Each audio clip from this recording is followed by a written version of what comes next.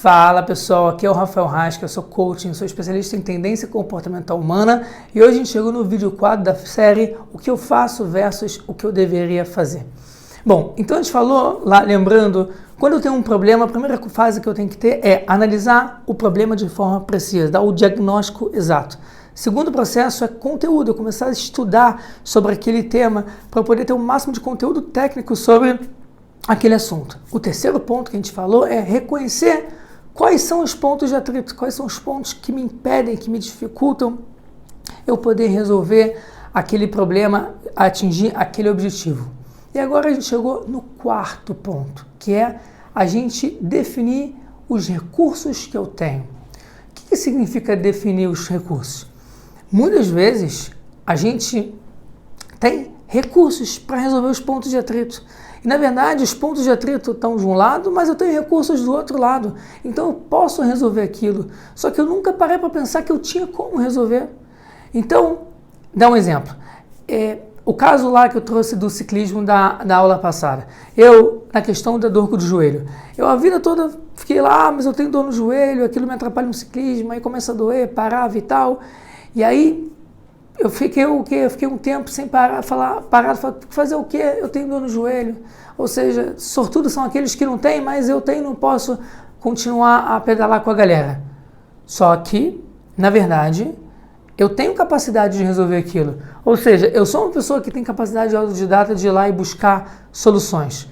Então, o que eu fiz? Eu pensei, peraí, eu moro no 3º andar.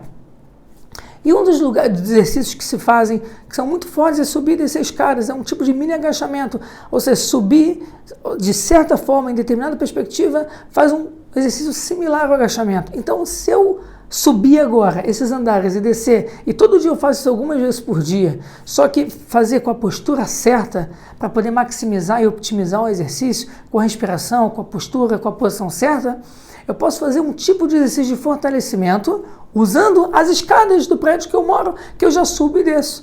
Esses são os recursos que eu tenho. Então, aproveitar os recursos que eu tenho.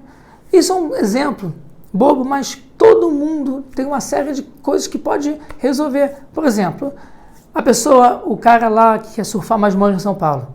O ponto de atrito dele é o quê? É que ele não tem mar ali perto da casa dele. Por outro lado, ele pode pegar o carro emprestado dos pais, ou ele tem carro.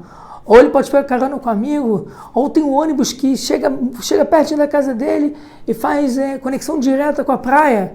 Então ele tem aquele recurso. Então, ok, eu reconheço que eu tenho ponto de atrito, mas eu tenho recurso para resolver aquele problema. Ah, mas aí dá preguiça, pô, agora acordar cedo para pegar o ônibus, para chegar até lá. Aí sim entra a força de vontade. Aí sim entra a motivação. A motivação e a força de vontade, elas com certeza têm um papel muito importante, mas o lugar que elas têm que estar é exatamente aqui, entre o problema e a solução.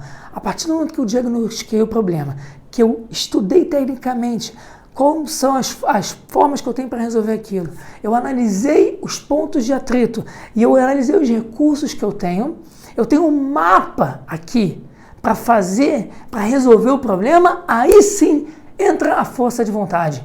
Porque eu sei o que eu tenho que fazer. O que eu vou precisar agora? Sim, agora é disciplina. Sim, agora eu vou precisar de organização. Sim, agora eu vou precisar de consistência. Mas é nesse momento que entra. É nesse momento.